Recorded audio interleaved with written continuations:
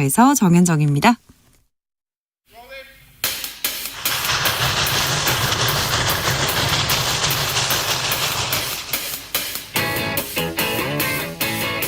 오늘도 열심히 돌아갑니다. 정치발전소 장현장. 정치평론계 최고수 두 분 모셨습니다. 장성철 공론센터 소장 어서 오세요. 네, 안녕하십니까. 장윤선 정치 전문 기자 어서 오세요. 네, 안녕하세요. 네, 잘 지내시죠? 네. 그게 어느 분야에서인가를 따져봐야 될 것 같아요. 어떤 분야요? 그냥 일상생활은 잘하고 있는데 네. 방송을 하는 것에 있어서는 네. 여러 가지 좀 위압감을 좀 느끼고 네. 위협을 언제까지 할 수 있을까? 네. 언제까지 곧 할 수 잘리지 있을까? 않을까? 이동관 씨한테 물어보세요. 물어봐요. 주진우 라이브에는 언제까지 나올 수 있을까? 이동관 특보한테 물어보자고요. 아직 근데 전화 안 인선이 안 받는데. 됐죠. 네. 자, 민주당 얘기부터 하겠습니다. 민주당 혁신으로 돈봉투 사건 그리고 코인 논란 돌파하겠다. 당명 뭐 당을 갈아엎는 쇄신 보여주겠다 이렇게 하면서 혁신위원장 임명했는데요. 임명된 지 몇 시간 만에 사의 표명했습니다. 어찌 보셨어요? 이 사항 어떻게 된 겁니까? 많이 잘못된 거죠. 사실은 3주나 고심을 했고. 아, 그래요? 네, 그리고 이제 굉장히 이제 워낙 뭐 민주당 특히 보안 유지가 잘 안 되니까. 네. 극도의 보안 속에서 소수가 논의했던 것 같아요. 네. 근데 이제 뭐 구인난이 심각하다 아무도 맡으려고 하지 않는다 이제 이런 얘기는 있었는데. 지난 일요일 오후 6시 반에 이재명 대표가 최고위원들 모집했나 봐요. 네. 그래서 소집해가지고 이 자리에서 처음 발표를 했는데 첫 번째 반응은 누구요? 뭐 네. 이런 거예요. 잘 네. 모르는 분이 됐다는 거고. 그러니까 너무 보안에 신경을 쓴 건지 그래서 세평을 소홀히 한 건지 그러니까 최소한 페이스북, SNS는 봤어야 됐던 거 아니냐. 기본 중에 기본입니다. 기본 중에 기본이고 기초조사도 하지 않고 이거를 그냥 툭 했다는 게 말이 되냐. 그래서 이게 이재명 대표의 문제라기보다는 이재명 대표는 몰랐을 수 있다. 그러면 그 주변에서 사무총장이 됐든 뭐 비서실장이 됐든 아니면 뭐 당직자들이 됐든 더블 체크를 해서 혹시 문제가 있는 발언이 있는지 그럼 그걸 해서 이런 정도 괜찮은 건지 검토를 했어야 되는데 그 자체가 없었던 거 아니냐. 이런 것에 대한 문제 제기가 지금 많이 나오고 있는 상황인 거죠. 그래서 사실은 문제적 발언도 문제지만 이 발언을 걸러내지 못한 당의 어떤 운영의 미숙. 그렇죠. 이걸 제일 세게 문제가 나오고 있는 것 같습니다. 그런 말도 안 되는 얘기를 하시면 어떡합니까? 문제는 이재명 당대표죠. 이런 분을 본인이 추천을 하고 임명을 하려고 했던 그런 이재명 당대표의 판단력에 대해서 비판해야지. 아니 왜 제대로 주위에서 참모들은 제대로 걸러내지 못했어. 이렇게 비판하는 것은 아닌 것 같아요. 아무리 생각해도. 온당치 못하다. 네. 네. 죄송합니다. 아니요. 질렀어요. 네. 아니에요. 아니, 근데 네. 화가 나니까 그러신 거잖아요. 그러니까 혁신을 하겠다는 거잖아요. 네. 혁신을 왜 합니까? 이재명 당대표 현 체제가 무언가 좀 궤도 수정을 해야 되고 잘못된 길을 가고 있으니까 네. 좀 더 바로잡고 국민의 사랑을 받는 정당으로 만들겠다라는 인식하에 혁신위원회를 만든 거잖아요. 그렇죠. 그런데 이게 궤도 수정이 아니라 완전히 그냥 탈선을 해버리려고 이런 분을 임명한 것이 아니냐라는 좀 생각이 듭니다. 어느 한 분도 이해한다라는 한 분 있구나. 장경태 최고위원은 이해한대요. 본인은. 그분을 제외하고는 그렇게 옹호하거나 잘된 인사라고 뭐 주장을 하시거나 얘기한 분이 없는 것 같아요. 그 고위전략회의에서 다 반대했대요. 네. 네, 그러니까 아, 그래요? 예, 고위전략회의에서 그러니까 문제가 됐는데 이분을 계속 고할 거냐 스톱할 거냐 가지고 네. 이제 어제 오후에 논의를 했는데 대체로 좀 어렵겠다. 그만둬야 되는데 이제 이분도 체면 있고 하니까 스스로 그만두는 형식으로 해서 정리하자 이렇게 했던 것 같고요. 말씀해 주신 대로 왜 이러는지 잘 모르겠어요. 그러니까 판단력이 흐려질 그러니까 거나 있을 없는 수 거예요. 없는 실수가 나오는 거거든요. 아니 원래 그런 분이라는 거예요. 그러니까 예를 들면은 자 대장동 일당들에게 뭐 이렇게 여러 가지 술도 얻어먹고 불미스러운 일에 엮여 있는 정진상, 김용 이런 사람들이 측근 중에 측근이고 분신 중에 분신이다라고 생각하는 이재명 당대표. 그리고 본인의 국회의원직에 있으면서 코인 거래를 하면서 본인의 재산 증식에 더 열중했던 사람을 민주당의 미래전략사무부총장으로 임명한 이재명 당대표. 그리고 민주당의 혁신을 위해서 이렇게 논란이 많은 분을 혁신위원장으로 임명하겠다라고 하는 이재명 당대표의 사람 보는 눈.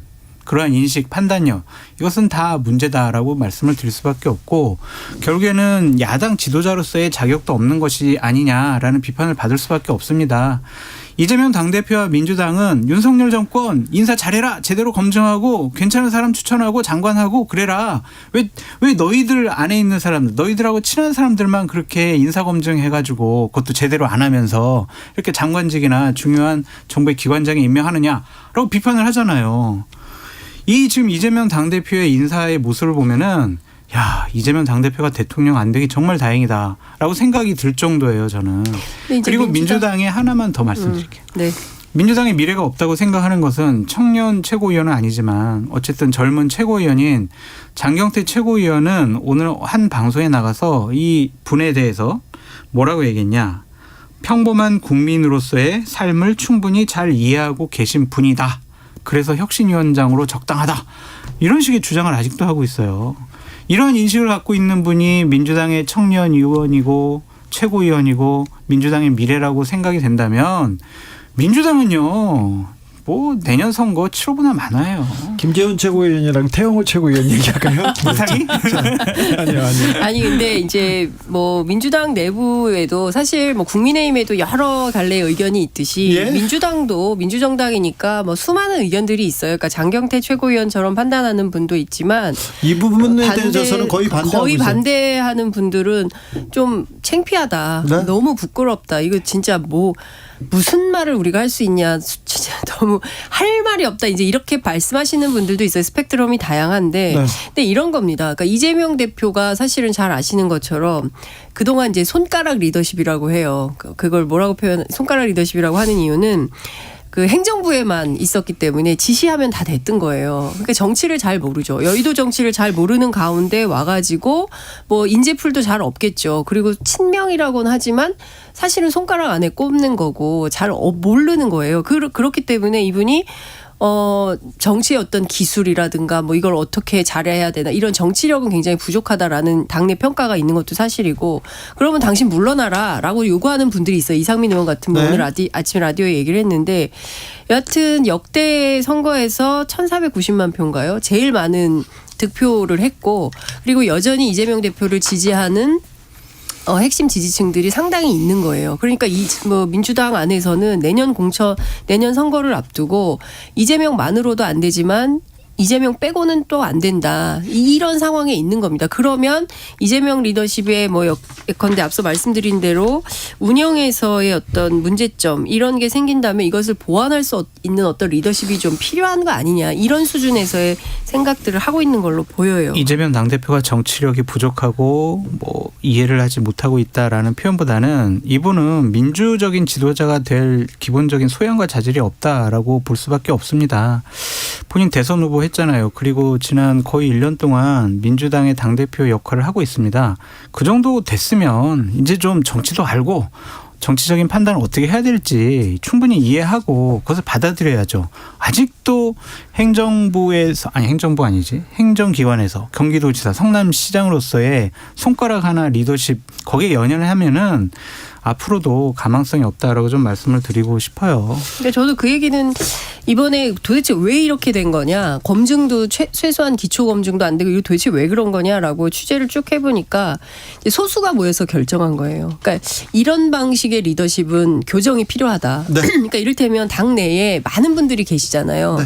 그래서 당내에 많은 분들과 이제 같이 의논하고 의견도 주고 싶고 한데 이재명 대표가 잘 안 찾아온대요. 근데 또 선배들이 돼가지고 뭐 마치 이제 대표가 찾아가서 막 얘기하면 뭐 저 사람 뭐 한 자리 바라고 저러나 이럴까봐 또 찾아가기도 또 모호하다는 거예요. 그래서 네. 이재명 대표가 보다 더 적극적으로 사람들하고 만나면서 소통하면서 확장적 리더십을 가져가야 돌파가 가능할 수 있다. 너무 소수자끼리 앉아가지고 결정하는 방식은 지양해야 된다 이런 생각합니다. 이재명 당대표가 이번 사건으로 인해서 당내에서 리더십과 권위는 상당 부분 잃어버릴 가능성이 높다라는 생각이 들어요. 그러니까 뭔가를 제대로 판단하지 못하는 분 아니야? 자기 보호 본능 이것이 너무 강한 거 아니야? 민주 진영과 민주당은 나몰라라 하고 내가 어떻게든 사법 리스크를 벗어나기 위해서 내 편인 사람들과 함께 나는 정치를 하겠어. 그런 정치력 가지고 어떻게 내년 총선을 이기고 다음번 대권을 도전을 하겠습니까? 민주 진영에서 추천받은 분이에요, 이분이. 자, 이재명 진영에서. 대표가 성남시장 시절에 경기도지사 시절에 네. 누구보다도 열심히 쫓아가서 듣는 사람이었거든요. 잘 듣는 이재명이 잘 듣는 정치로 돌아올지 좀 지켜봐야 되겠습니다. 이번에 아무튼 큰 시험을 치르게 되는 것 같습니다. 그런데 네. 민주당내 아유, 깜짝이야. 이거 하나만 간단하게 물어보자고요. 네. 정청래 최고위원 네. 저기 박항원 원내대표하고 네. 큰 이거 친명과 비명의 갈등으로 보이기도 해요. 이 글쎄요. 친명과 비명의 갈등일까요? 저는 그럼. 그렇게는 안 보이고. 예. 개인적인 일탈 아니에요? 정청래 의원의 아닌가요? 개인적인 일탈. 개인적인 일탈이요? 개인적인 일탈이라기보다 개인적인 어떤 욕심. 뭐 그 도전? 뭘 이게 아름답게 표현을 아름답게 하세요, 장 표현하면 안 기자님. 돼요? 아, 그럼 뭐라고 그러다? 아, 저기 국민의힘에 네. 어떤 저런 최고위원이 네. 상임위원장 하려고 그래요. 네. 그걸 가정하에서 한번 비판을 해주세요. 과욕이죠. 자, 욕심. 여기까지. 아니, 근데 자, 저는 정청래 의원이 네. 다른 그랜드 디자인 플랜을 갖고 있는 것 같아요. 이재명 당대표가 물러나면은 자기가 당대표 되고 싶어서 하는 것 같아요. 아니 근데 사실 그래서- 그런 얘기도 있어요. 네. 이재명 대표 물러나서 다시 전당대회 하면은 정청래 최고가 당 대표 될 거다. 뭐 그런 얘기가 그래서 있었어요. 지지층의 환호를 불러일으킬 만한 계속 그런 일들을 하고 있다. 민주당 그런 주변에서 건 그런 아니- 얘기 나옵니다. 아니 근데 뭐 그런 것까지 계획에 있는 그런 건 아닌 것 자, 같아요. 돈 봉투에다가 코인 논란, 거기에 혁신위원장 문제, 여기에 정청래 최고위원 문제, 여러 문제가 산적해 있는데 민주당의 진짜 걱정거리는 이재명 당대표죠. 아니요. 이제 아니에요? 또 나옵니다. 이낙연이 옵니다. 아이 그 걱정 왜 이낙연 전 대표예요. 이낙연 전 민주당 대표는 주변에서는 걱정합니다. 아니 근데 글쎄. 이낙연 대표가 온다라고 언론이 막 이렇게 네. 세게 보도를 하고 있는데 실제 제가 당의 여러 뭐 계파별로 뭐 친명 비명 뭐 이제 과거 계파 뭐 쭉 물어보면은 이낙연 대표를 중심으로 해서 사람들이 똘똘 뭉쳐가지고 탈당을 해서 분당해서 새로운 당이 창당된다? 아이고. 이 가능성 이거 빵 프로야. 아, 이거는 말도 그럴 안 돼. 리는, 네, 불가능해. 무슨 분당이야. 네. 우리 당은 분당의 상처가 너무 깊어서 네. 아무도 나가려고 하지 않아. 왜냐하면 찬바람 맞아봤는데 북풍한설 어렵다는 거 너무 알기 때문에 그거 어렵다라고 얘기를 하고 있고요. 이재명의 대체제가 이낙연이 될 수가 없다. 그리고 지금 정도의 민주당 지지율이 유지가 된다면 이재명 중심으로 내년 총선 치르는 거다 이렇게 얘기하고 있습니다. 그거를 가장 국민의힘이 바랄 거예요. 이재명 당대표에 대해서 사법적으로 상처 계속 낼 거고요. 민주당 의원들에 대한 검찰의 수사 계속 될 겁니다. 부패 비리 혐의 집단으로 계속 국민들에게 그런 이미지를 주기 위해서 노력을 할 건데 그런 체제를 계속 유지하면서 내년 총선을 이재명 당대표 체제로 맞이하겠다? 치르겠다? 되게 낭만적인 생각 같아요. 그냥 지금 우리는 다수당 안 될래요. 우리는 그냥 100석 정도 의석 얻어도 괜찮아요. 그냥 이재명 당대표를 똘똘 뭉쳐가지고 옹호할 수 있는 그런 사람들만 당선돼도 괜찮아요. 라고 지도부에서 판단하는 것이 아니냐라고 비판하지 않을 수가 없다. 근데 실제로 그 이재명 대표가 만약에 이제 그 물러나게 돼요. 그 새로운 지도부가 들어서요. 그러면 국민의힘이나 정부 여당이 공격을 멈출까요? 이재명 더 당대표의 할걸요? 사법적인 리스크는 최소한 민주당의 리스크로 근데 인식이 다른 안 분들도 되겠죠. 지금 뭐 줄줄이 사탕으로 뭐 이제 공개되지 않는 얘기도 많이 있기 근데 그냥 때문에 냅둬요. 저는 민주당에 대한 공격은 계속될 거고 그건 되는데. 상수라고 생각해요. 민주당 되는데 사람들은. 이재명 당대표가 본인 사법적인 리스크도 있고 이렇게 혁신위원장 인선 문제처럼 네. 판단력의 문제도 있단 말이에요. 그 그런 리더십. 리스크를 계속 두고 갈 거냐. 네. 전 보수우파 패널로서 그냥 이재명 당대표가 계속 내년 총선 알겠어요. 때까지 있었으면 좋겠어요. 장 기자님 전문 용어까지 나왔습니다. 줄줄이 사탕까지 나왔어요. 네. 그 다음은 누가 될까? 네. 어떤 이슈가 이렇게 터질까? 터질까? 민주당 주변에서는 그러니까요. 네, 우려하고 있다고 합니다. 네. 그런데요. 네. 자, 보수파 네. 패널 자. 왜 대답 안 해요? 네. 네. 크게 하고 네. 크게 장성철 대답해야 돼? 소장님. 그런데 네.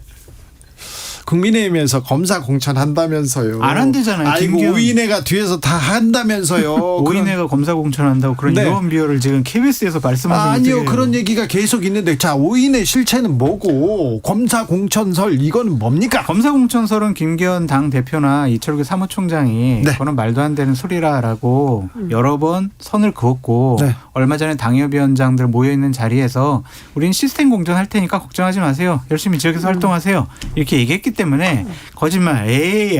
에이 그래도 검사가 공천할 거지라고 우리가 네. 근데 인식을 제가- 하면서 아니, 공격하는 일단 것은 문제가 언론에 있어요. 당 안팎에서는 김기현 대표의 발언을 100% 신뢰하지 않는다라는 보도가 나오고 있고 저는 신뢰합니다. 저는 국민의힘이 시스템 공천한다는 거는 진짜 지나가던 속아 웃을 일이라고 왜요? 생각해요. 아니 그래도 시스템을 스스로 허문 정당이잖아요. 여당- 당 대표를 막 자기 손으로 내쫓고 그때는- 최고위원 줄 세우고 했는데 무슨 그때는 시스템 정진석 공천을 비대위 체제였고 민주당이야 지금은 용산 말로- 시스템도 시스템입니다. 네? 용산 시스템도 시스템 아니 아닌가요? 그거는 그냥 지명인 거죠. 그러니까 그거를 정진석 시스템 비대위 공천이라고 체제 할 수 하에서의 없죠. 시스템은 그랬지만 네. 당원들의 100% 표심으로 얻은 네. 김기현 네, 당원 당대표 100%. 체제에서는 네. 시스템 공천을 하겠다고 했으니 지켜보시죠. 아 그렇습니다. 뭘 맨날 지켜보는. 근데 제가 보기에는 국민의힘 시스템 공천은 조금 억측이라고 생각이 왜요? 되고요. 민주당은 시스템 공천이 고착화돼 있어요. 그래서 이 시스템 공천을 흔드는 것에 대해서 매우 불안해하고 있어요. 이 시스템에 익숙해 있기 때문에 여기 이 시스템으로 하면은 이길 수 있는데 이 시스템을 허물면 자기 공천에 문제가 생길까봐 오히려 그거를 두려워하는 분위기더라고요. 그러니까 그걸 허물려고 하는 사람이 이재명 당대표가 자기 측근들을 아니에요. 그 제도를 내세울 허물려고 거다. 하지는 않는 거죠. 그러니까 운영의 미숙을 어떻게 채울 거냐. 민주당은 제가 보기에 운영의 미숙이에요. 그리고 지금 중요한 것은 민주당이 해야 될 핵심은 국민을 위한 혁신을 해야 되거든요. 그러니까 국민들이 반길 만한 혁신의 내용을 가지고 와야 되는데 무슨 대의원제 폐지, 그렇죠. 뭐 내부에 무슨 알지도 못하는 이런 것들을 가지고 계속 그 내부 갈등을 한단 말이에요. 밥그릇 이미 싸움으로 글렀어요. 보여요. 밥그릇 싸움을 하는 거예요. 네. 그러니까 제가 보기에 그래서 국민들로부터 박수받지 못하는 거예요. 제1야당으로서 민주당이 지금 정말 해야 되는 것은 지금 보면은 국민의힘하고 정부 여당은 총선 시계가 돌아가고 있어요. 총선 기획이 시작됐습니다. 언론 손대고 있죠. 심지어 솔직히 말하면 선관위도 저 무슨 그 자녀 특별채용 문제를 제기하고 있지만 선관위 장악이다. 이런 얘기가 벌써 나오는 거거든요.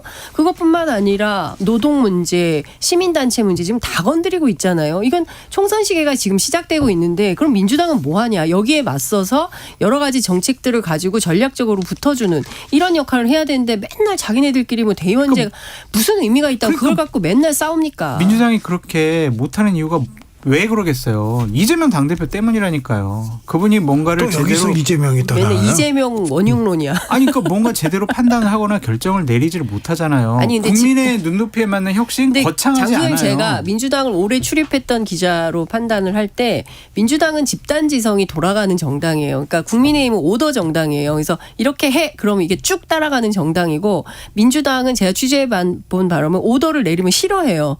당신이 뭔데 오더를 내려 이러면서 자기들끼리 모여서 결정을 하기를 원해요. 전혀 달라요. 작동 민주당이 원리가. 집단지성이 있었다면 사전에 좀 최고위원들에게 통보를 하고 좀 논의를 했을 때 이래경 혁신위원장 지명은 막았어야죠. 그런 그렇죠. 집단에서 집단지성이 통한다라고 말씀하시는 아니 제가 것은 얘기하는 것은 의총을 얘기를 하는 네. 거예요. 최고위원회 이 지도부가 아니라. 네. 대통령실이 집단지성이 있다면 이동관 씨를 방통위원장에 임명하진 않을 거라는 이런 우려가 언론계에서 나오고 있습니다. 아직 뭐 임명하지도 않으셨고 네. 뭐 이렇게 임명할 거라고 그런 보도만 나오고 있는데 네. 지켜보시죠. 라고 얘기하고 싶은데 참 장윤상 기자님이 이동관 특보에 네. 자녀의 학폭 문제에 대해서 취재를 잘 해주셔가지고 저도 주의 깊게 들었고 만약 그것이 사실이라면 네. 이것은 정말 큰 문제가 될 수밖에 없다. 대통령실에서 아무리 우리는 검증해봤는데 별 문제 없어. 이동관 특보는 뭐 피해자들과 우리가 합의를 봤기 때문에 다 처리된 문제예요. 라고 얘기를 하더라도 인권위의 진정서를 낸 내용을 만약 국민들께서 듣고 보시게 된다면 이 부분은 상당히 심각하게 생각하실 것 같다라는 걱정과 우려가 있습니다. 여러 논란 중에 학폭 논란이 먼저 떠오릅니다. 네. 이동관 특보가 이명박 대통령 청와대에 있을 때부터 이 문제는 크게 논란이 됐어요. 그렇죠. 이 사건은 2011년도에 발생한 사건이고요. 이 문제가 터지고 나서 학교 안에서 심각해지니까 2012년 다른 학교로 전학을 가는데 하나고등학교에서 전학을 시킵니다. 예, 하나고등학교에서 강남에 있는 D고등학교로 전학을 가는데요. 문제는 첫 번째 학교폭력위원회를 열지 않았습니다. 학교폭력이 학폭위를 있었는데 열어서 이 문제를 반드시 해결을 해야 된다는 교사들의 요구가 있었지만 묵살됐던 거고요. 예. 이 학생은 그 학폭위 기록이 없는 가운데 전학을 갔고 그 상태에서 2014년도에 국내 유수 대학의 경영학과에 입학을 합니다. 수시로 네. 입학을 하는데요. 만약에 이 학생이 입학 사정관들한테 물어보면 만약에 이 학생이 학교 폭력이 있었다라는 그 학생 생활 기록부에 기록을 달고 가면 어떻게 되느냐?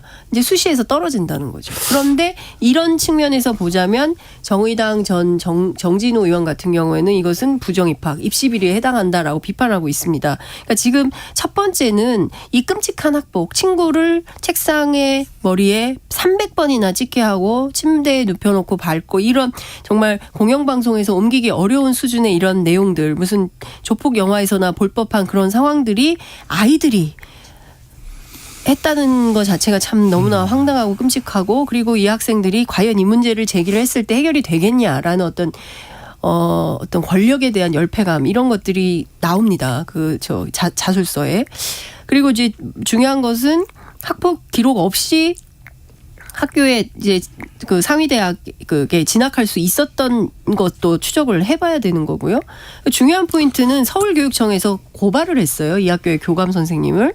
그런데 결국 검찰에서 최종 무혐의 처분을 받게 됩니다. 이 과정에서 있었던 수많은 일들을 잘 확인이 안 돼요. 이거 취재를 해야 돼요. 그 당시에 이명박 정부의 핵심 실세가 아니었다면 이런 일들이 가능했을까, 그런 얘기는 계속 나왔습니다. 그렇습니다. 학폭 문제가 무마되고요. 또 수시로 입학되는데 그 수시에 대해서도 색안경을 끼고 본 사람이 그 당시에도 있었습니다. 그렇습니다. 만약에 그 하나고등학교는 그 이명박 대통령, 이명박 정부하고 좀 특수한 하나은행 네, 그리고 김승유 회장, 그리고 여러 그 커넥션이 있었는데 과연 당시에 김승유 이사장이 그 국회 교육위원회 예고 없이 돌아다니면서 이 문제를 얘기를 했어요. 네. 그래서 놀랐다는 사람들도 되게 많고, 인권위 진정서에 이런 얘기가 나옵니다. 문제의 심각성은 이 사건 당시에 가해 학생의 부친 가로 열고 전화통화, 모친 가로 열고 전화통화 및 학교 방문 모두 당시 담임교사와 학교 관리자 및 재단 측과 상의하고 논의하면서 법규에서 명시된 바에 따르지 않고 불법적으로 사건이 처리되었다는 점, 이렇게 명시가 되어 있어요. 관련해서 확인이 좀 필요합니다. 도대체 무슨 일이 있었던 건지. 저는 대통령실에 계시는 분들과 국민의힘 의원들에게 좀 말씀을 드리고 싶어요. 이동관 특보에게 피해를 당한 피해자들의 인권위 진정서를 한번 읽어보시라라고 말씀을 드리고, 주어를 바꿔놓고 생각을 한번 해보시라. 문재인 정권 하에서 한상혁 방통위원장이 내정 단계에서 자녀의 이런 학폭 문제가 생겼다면 그래 뭐 피해자들과 합의했으니까 괜찮겠지, 뭐 아버지가 어떠한 뭐 개입을 안 했으면 괜찮겠지, 그러면서 입 다물고 그런 사람이 방통위원장으로서 적절해라고 판단하실 건지 한번 묻고 싶어요. 기준이라는 것은요, 사람을 떠나서 진영을 떠나서 일관돼야 하잖아요. 그런 것들이 그냥 우리 쪽 사람이면 봐주고 우리 편이 아닌 사람은 엄격한 잣대를 들이대고, 그것은 기준이 될 수가 없죠. 저는 보수우파 진영을 사랑을 하고 보수우파가 내년 총선에 승리하길 바랍니다. 그러려면요, 국민들 눈높이에 맞는 결정을 하시고 엄격한 기준을 스스로에게 더 강하게 들이대시라, 꼭 그렇게 충고드리고 싶습니다. 저는 장 소장님의 이 말씀에 정말 너무 천만배 동의를 하는데요. 이제 보수가 됐든 진보가 됐든 이제는 우리가 상당히 이제 선진화된 사회에 살고 있잖아요. 그러면 진영을 넘어서 상식과 합리, 도의, 그죠? 원칙, 네. 이런 거에 따라서 처리하는 기준이 생겨야 되고, 여기서 더 진보된 사회를 만들기 위해서 보수는 어떻게 나라의 국익을 지키는 방향으로, 진보는 또 어떻게 더 전진시킬 것인가에 대해서 의논하는 방향으로 정치가 발전돼야지, 이게 옛날에 하던 방식대로 다시 MB식으로 돌아가겠다는 겁니까? 그러면 역사를 거꾸로 돌리는 건데 네. 여기에 동의할 국민들이 과연 얼마나 있을까요? 저는 이런 끔찍한 학폭 사건에 대해서 괜찮네, 이럴 학부모님들 별로 없을 거라고 생각하고, 지금 학교에 아이들 보내놓고 이러저러한 학폭 때문에 고통 속에 있는 학부모님도 굉장히 많이 계시거든요. 그러니까 그런 것만 보더라도 국민적인 이 감정에 거스르지 않은 방식으로 결정이 되어야 된다고 생각합니다. 그래서 대통령께서 아니면 대통령실 참모분들이 다시 한번 좀 판단해 주셨으면 좋겠다라는 좀 생각이 들고요. 네. 왜 꼭 이동관 전 수석이어야 됩니까? 그러게요. 그분이 2008년에 많은 일을 하셨어요. 그러니까 방송 장악을 예, 하려고 한다. 그렇죠. 예. 본인이 생각하고 본인이 뭐 보수우파 진영에 유리하게 환경을 꾸려야 되겠다. 그의 적임자다. YTN, MBC, KBS 제가 그때 언론 담당, 미디어 담당 방통위 출입 기자였거든요. 당시 상황 최시중 방통위원장과 더불어 이동관 수석이 상당히 많은 일을 했었죠. YTN, 그렇죠. MBC, KBS 다 기억하지 않습니까? 예. 다 뭐라고 하는 대통령 측근들이 다 네. 이렇게 오고요. 측근으로 불리는 사람들 그리고 진영 사람들이 오고 그다음에 그렇죠. 기자들이나 구성원들은 다 쫓겨나가지고 뭐 이런 부분이 있어요. 아이스링크 닦고 막 이랬었잖아요, 기자들이. 이동관 특보가 조국 사태 때 방송 패널 활동을 한 적이 있습니다. 아 그랬습니까? 그래서 상대방 분들과 진보 진영에 계신 분들과 조국 사태에 관련해서 많은 얘기를 나눴어요. 그 오록이 저는 청문회 때 이동관 속의 발목을 잡을 거라고 좀 생각이 들어요. 그래서 국민들이 조금 좀 부적절하다고 생각하시면 다시 한번 생각해 보시라라고 간곡하게 말씀드립니다. 자식은 아버지의 거울이라고. 아니 국민의 눈높이를 생각할까요? 국민의 근데 생각들을 이런 방식이 통하지 않을 거라는 거예요. 과거처럼 그때의 언론 환경과 지금의 2023년도의 언론 환경은 너무나 달라요. 그때 유튜브 같은 것도 없었고 팟캐스트 같은 것도 없었잖아요. 예. 그때 이렇게 장악하면 된다고 생각했지만 지금은 그게 불가능한 상황이라는 겁니다. 상식적이고 합리적으로 이렇게 그 보수 참칭 패널도 나오고 진보 패널도 나와서 자유롭고 합리적으로 토론할 수 있는 분위기를 공영방송에서 보장이 되어야 됩니다. 일단 이제 다 몰아내고 그러면 어떻게 해요? 그때 식으로. 예? 예? 다 쫓겨나요? 아이, 그러면 안 되겠죠. 네. 뭐 네? 나오지 말라면 못 나오는 거죠. 뭐. 자. 저는 어떻게 해요? 왜 이렇게 수세적으로 걱정하지 마시고. 아유 그 당시에 너무 고통을 당해가지고 괴로웠잖아요. 너무 고통을 예. 당해가지고 근데 이제 보수파 진영에서는 이런 생각이 있어요. 문재인 정권 하에서도 우리는 그렇게 당했다. 공영방송에서 패널들 보면은 상당히 우리 쪽 사람은 반영되지가 않았다. 일방적인 주장만 했다. 사회자, 진행자 같은 경우도 진보 진영에 계신 분들이 다 싹쓸이했다. 그런 보수 참칭 장성철 소장한테 네. 그 사회자 자료를 그러니까 그러한 피해의식이 있어요. 그래서 저는 문재인 정권에서 조금 너무 안타까워요. 그때 80% 이상의 지지를 받은 정권이었는데 조금 보수우파 진영에서도 인정할 만큼 아이고 그래. 그런데 그때도 에이. 지금도 종편은 틀면 전부 아이고. 예, 편향적인 얘기를 많이 그건 하잖아요. 말씀이에요. 언론 맞아요. 얘기는 그만하자고요. 네. 자, 언론이 심각해서. 네. 자, 네. 그만 얘기하고요. 그래서요. 이준석 전 대표는 5인의 실체 공개한다고 했는데 그 누군지는 저 장윤성 기자님이 취재를 하셨는데 예. 이거는 지금 나오는 오인회와 네. 그 이준석 대표가 얘기하는 오인회 그리고 실질적으로 문제가 되는 오인회와는 달라요. 또요? 그럼 또 다른 실세가 있어요? 세부류. 근데 같은 인물들인데 세부류다. 그러니까 이준석 대표하고 통화를 했어요. 무슨 5명 빨리 얘기해라. 네. 누구냐. 그랬더니 본인이 얘기하려고 했던 것은 뭐 5인회 5명 뭐 이것은 아니다. 이런 거죠. 그래서 그 명단의 중요성보다는 이제 국민의힘 내부에 실제로 이제 여론이 어떻게 돌아가느냐가 네. 이제 얘기를 하고 싶었던 건데 중요한 것은 누가 실시간으로 다이렉트로 대통령하고 소통할 수 있는가.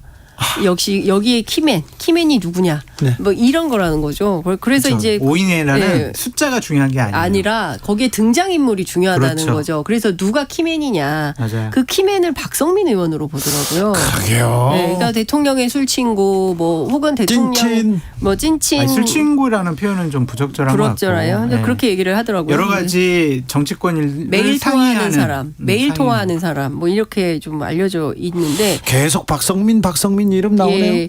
그래서 이제 김기현 대표도 또 원조잔의 윤핵관 네. 장제원 의원도 박성민 의원을 통해서 윤석열 대통령의 귀를 좀 잡고 싶은 왜 그러냐? 공천권 때문에. 네. 뭐 그렇다는 겁니다. 이제 그런 논의가 이제 계속 나오고 있고 그런 차원에서 얘기를 한 것이지 5명 명단을 꼭 하려고 했었던 것은 아니다라고 얘기를 하더라고요. 제가 봤을 때 국민의힘의 최고 실세는 윤재욱 원내대표, 이철규 맞아요. 사무총장, 박성민 전략기획 사무부총장 이 세 분인 것 같아요. 네, 그렇게 얘기를 하더라고요. 네. 맞아요? 네. 그렇게 똑같이 얘기를 하더라고요. 자, 한국갤럽이 2017년 6월 27일에서 29일까지 여론조사 결과 자체 여론조사 2017년도요? 네. 문재인 대통령 직무수행 잘하고 있다 긍정평가가 80%를 기록했습니다. 네. 아까 80% 얘기해가지고 아, 그것도 해야 되는 거예요? 자세한 내용은 중앙선거 죄송합니다, PD님. 여론조사 심의위원회 홈페이지 참조하시면 시간에. 아유, 됩니다. 네. 그러니까요. 아까운 시간을 잡아먹었는데. 이동관 씨가 보고 있어가지고 그러니까 아. 할 수. 뭐 사적 감정이 있어요? 네? 누구 감정 별로 안 없어요? 친한가 봐요. 누구요? 네. 아니 주진우. 아우 저는 그때 엄청 쫓겼잖아요. 아, 도망다녔구나. 네. 그러다 결국 이제 네. 뭐 주진우 라이브 출연하는 패널도 블랙리스트 올라가는 거 올라가는 아니에요? 거 아니에요? 그럴 리는 그때 없을 거예요. 블랙리스트도 있었잖아요. 아유, 그때- 막 출연 금지 시키고. 저는 골드 블랙이었잖아. 골드- 네. 자, 장성철, 장윤선 두 분 감사합니다. 아유, 골드 블랙. 네. 감사했어요. 주진우 라이브 여기서 인사드립니다. 저는 내일 오후 5시 5분에 돌아오겠습니다. 지금까지 주진우였습니다. 노래 왜 안 틀어요? 미미 웹의 The Other Side 들으면서 저는 물러갈게요.